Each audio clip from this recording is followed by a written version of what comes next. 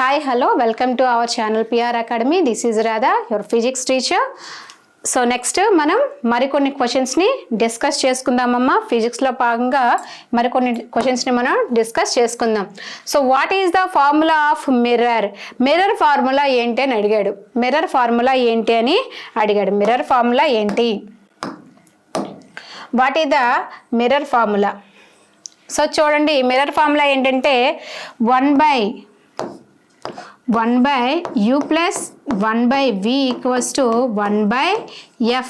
This is the mirror formula. This is the mirror formula. 1 by u equals to 1 by v equal to 1 by f అనేది మనకి mirror ఫార్ములాని indicate చేస్తుంది. అద్దం యొక్క సూత్రం ఇది. ఇక్కడ u అంటే మనకు తెలుసు కదా, u అనేది మనకి ఏంటంటే వస్తు దూరం. నెక్స్ట్ v అనేది ప్రతిబింబ దూరం. v అనేది ప్రతిబింబ దూరం. నెక్స్ట్ f వచ్చేటి మనకి ఫోకల్ లెంత్, ఫోకల్ పొడవు. అయితే ఇక్కడ మీకు ఒక విషయం చెప్పాలమ్మా.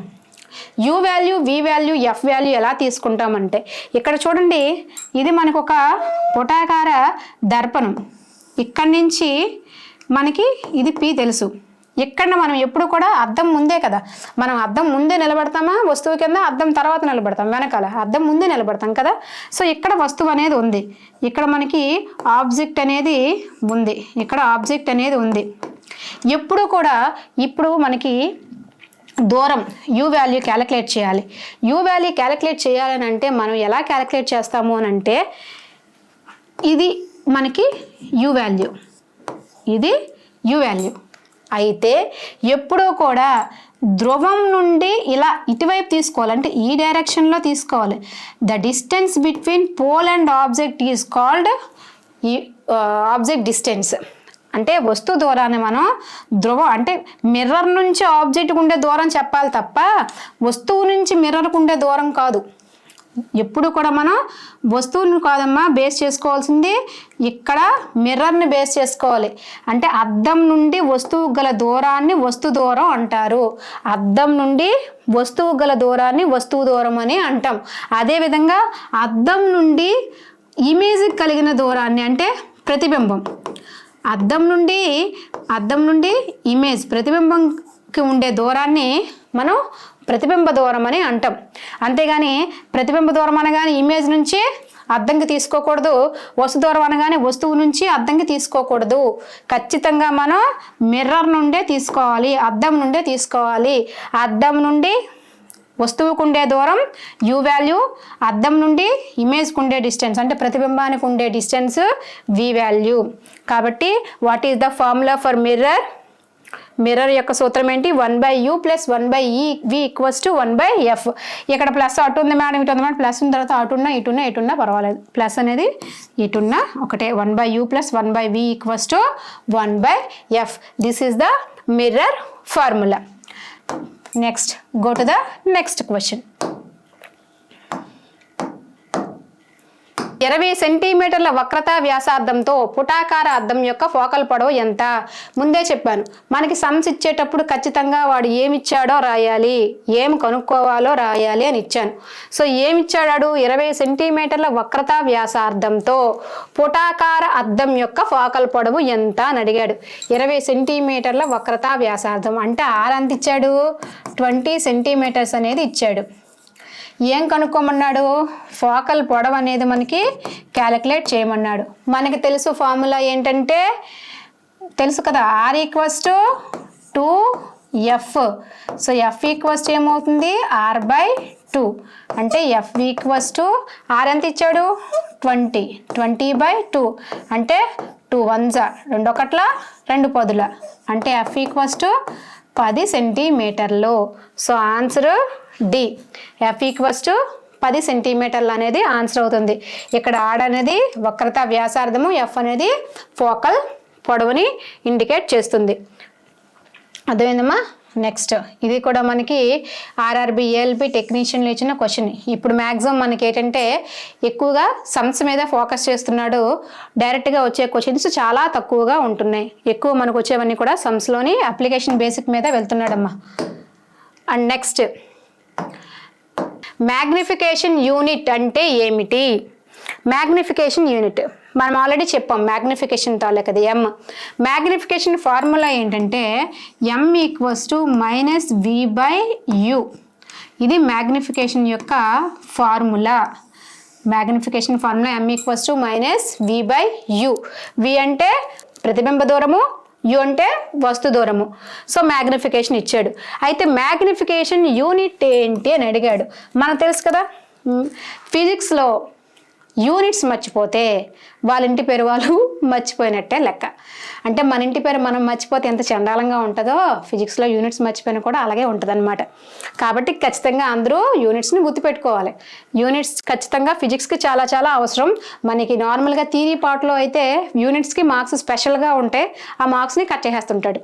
అర్థమైందా? అలాగనే కాదు ఇక్కడ ఆన్సర్లో కూడా సెంటీమీటర్లు మీటర్లు అవి ఇచ్చాడు అనుకోండి, మనకు ఆన్సర్ 10 వచ్చింది, బట్ 10 సెంటీమీటర్ల 10 మిల్లీమీటర్ల 10 మీటర్ల 10 కేజీలు వీటి దగ్గర ఖచ్చితంగా తప్పు పోద్ది. అవునా? సో డిసైడ్ చేస్తుంది అనమాట. యూనిట్స్ కూడా వెరీ వెరీ ఇంపార్టెంట్. అయితే ఇక్కడ మ్యాగ్నిఫికేషన్కి యూనిట్ ఏంటి అని అడిగాడు. ఇదేం చెప్పాను నేను?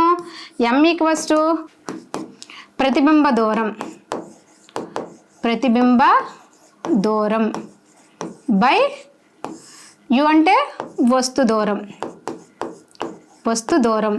అయితే ఇది దూరమే, ఇది దూరమే, అది దూరమే, ఇది దూరమే. సో దూరానికి మనకి యూనిట్స్ ఏంటమ్మా? మీ ఇంటి నుంచి మా ఇంటికి ఇంత దూరం అని చెప్తాం. ఎలా చెప్తాం? మీటర్స్, కిలోమీటర్స్ అని చెప్తాం. సో ఇది మీటర్సే, ఇది మీటర్సే. అప్పుడు రెండు క్యాన్సిల్ అయిపోతాయి కదా. అప్పుడు మనకి ఏమొస్తుంది? 1 అంటే నో యూనిట్స్, నో యూనిట్స్. చాలా చాలా ఇంపార్టెంట్ అమ్మా. మనకి ఎప్పుడూ కూడా లవంలో హారంలో ఒకే రకమైనటువంటి వస్తే అంటే దూరము బై దూరము, కాలము బై కాలము, వేగము బై వేగము, ఇట్లా అనమాట. అంటే లవంలోనూ అదే ఉంది, హారంలోనూ అదే ఉంది. అట్లాంటప్పుడు మనకి ఏంటంటే యూనిట్స్ అనేవి రావు, కొట్టుకుపోతాయి అనమాట. ఈ మీటర్ కొట్టుకుపోతే మనకి యూనిట్స్ లేవు. సో ఇక్కడ మనకి యూనిట్ అనేది ఉండదు. It has no unit because రెండు కూడా దూరాలను ఇండికేట్ చేస్తాయి. అది వస్తువు దూరం, ఇది ప్రతిబింబ దూరం. అంతేగాని దూరం అనేది కామన్ దూరం కాబట్టి మనకి యూనిట్ అనేది లేదు. అయితే సెంటీమీటర్ మీరు దేనికి యూజ్ చేస్తారు? మీటర్స్లో దూరం. నెక్స్ట్ స్మాల్ సీజియస్లో మనకి సెంటీమీటర్స్, అంతే కదా. ఎస్ఐ యూనిట్లో మనకి దూరంకి మీటర్స్ అయితే సీజియస్లో ఏం చెప్తాం? సెంటీమీటర్ అనే చెప్తాం. కాబట్టి ఇది కాదు. Next Newton. న్యూటన్ దేనికి యూనిట్ అమ్మా? మనం ఎనర్జీని చెప్పడానికి, అంటే శక్తికి యూనిట్ ఇది. శక్తికి unit Newton. Next dioptre unit అనేది ఏంటంటే సామర్థ్యానికి సంబంధించింది. పవర్ సామర్థ్యానికి సంబంధించింది అనమాట. ఇది సామర్థ్యానికి సంబంధించిన దాన్ని మనం పవర్స్తో డయాప్టర్తో యూజ్ చేస్తాం. బట్ ఇక్కడికి వచ్చేటప్పటికి మ్యాగ్నిఫికేషన్కి అనేది ఎట్లాంటి యూనిట్ లేదు. Magnification has no units. Go for the next question. ఇక్కడ చూడండి. The refractive index of a material can be linked with relative of propagation of light in different media. పదార్థం యొక్క వక్రీభవన గుణకమును వివిధ మాధ్యమాల్లో కాంతి వ్యాప్తికి సంబంధించిన డాష్తో అనుసరించవచ్చు. అసలు వక్రీభవన గుణకం అంటే ఏంటి? ముందు వక్రీభవన గుణకం అంటే ఏంటో తెలిస్తే, రిఫ్రాక్టివ్ ఇండెక్స్ అనేది తెలిస్తే మనకి ఇది తెలుస్తుంది. Mu equals to C/V. వక్రీభవన గుణకాన్ని మనం మ్యూతో ఇండికేట్ చేస్తాం. ఇది వక్రీభవన గుణకం. వక్రీభవన సూచిక ఏదైనా ఒకటేనమ్మా. వక్రీభవన గుణకం. ఇక్కడ సి అనేది ఏంటంటే గాలిలో కాంతి వేగం. గాలిలో కాంతి వేగం. నెక్స్ట్ వి వచ్చేటప్పటికి ఏంటంటే యానకంలో అనమాట. ఏదైనా యానకం, అది నీరు కావచ్చు, గాలి కావచ్చు, నీరు కావచ్చు, గాజు కావచ్చు, ఎనీ మెటీరియల్ కావచ్చు. యానకంలో కాంతి వేగం. యానకంలో కాంతి వేగం, గాలిలో కాంతి వేగం, యానకంలో కాంతి వేగం. గాలిలో కాంతి వేగం విలువ నేను ఆల్రెడీ చెప్పాను. ఎంతమ్మా గాలిలో కాంతి వేగం? 3 × 10⁸ metre per second. 3 × 10⁸ metre per second అనేది గాలిలో కాంతి వేగం కదా. ఇప్పుడు ఇవన్నీ చూడండి, ఇవన్నీ దేని చూపిస్తుంది? వేగాన్ని చూపిస్తున్నాయి, అంతే కదా. గాలిలో కాంతి వేగం, యానకంలో కాంతి వేగం దేనికి సంబంధించింది? ఇది వేగానికి సంబంధించింది, అంటే స్పీడ్కి సంబంధించింది అనమాట. దేనికి సంబంధించింది? స్పీడ్కి సంబంధించింది. రిఫ్రాక్టివ్ ఇండెక్స్ అనేది స్పీడ్ కంటే గాలిలో కాంతి వేగం నెక్స్ట్ యానకంలో కాంతి వేగం ఆ రెండిట్ల మధ్యన నిష్పత్తిని మనం వక్రీభవన గుణకం అంటారు. అన్ని పదార్థాలకి వక్రీభవ గుణకాలు ఒకలాగా ఉండవు. పదార్థాన్ని బట్టి వక్రీభవన గుణక విలువ అనేది మారిపోతూ ఉంటుంది. ఎందుకంటే ఇక్కడ యానకం మారిపోతూ ఉంటే అక్కడ కాంతి వేగం మారిపోతుంది. తద్వారా వక్రీభవన గుణకం కూడా మనకి ఇక్కడ చేంజ్ అయిపోతూ వస్తుందన్నమాట. ఇది సో స్థానభ్రంశం అంటే అసలు ఏంటి? ఇక్కడ ఓకే, ఈ 3 కూడా చూసేసుకుందాం. స్థానభ్రంశం అంటే మనకేంటి?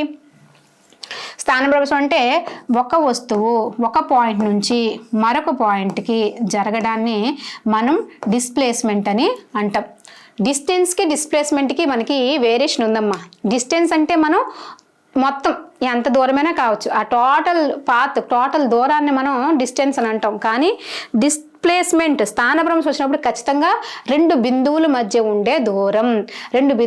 ఉండే దూరాన్ని స్థానభ్రంశం అని అంటాం. త్వరణం ఏంటంటే వేగంలో మార్పు రేటుని త్వరణం అంటాం. అంటే వేగంలో మార్పు రేటుని త్వరణం అంటాం. అంటే ఏంటంటే ఇవి తొలి వేగం, యు తుది వేగం బై టీ. అంటే వేగం మారిపోతూ ఉంటే మనకి అక్కడ ఏం ఏర్పడుతున్నట్టు?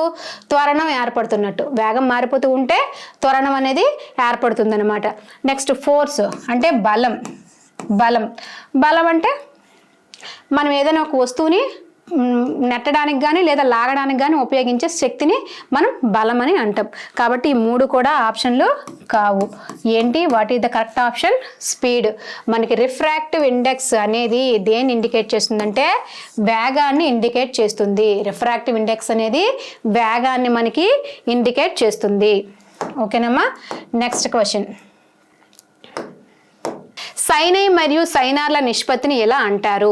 వ్యాప్తి అంటారా, మ్యాగ్నిఫికేషన్ అంటారా, వక్రీభవన గుణకం అంటారా, వక్రీభవనం అంటారా అని అడిగాడు కదా.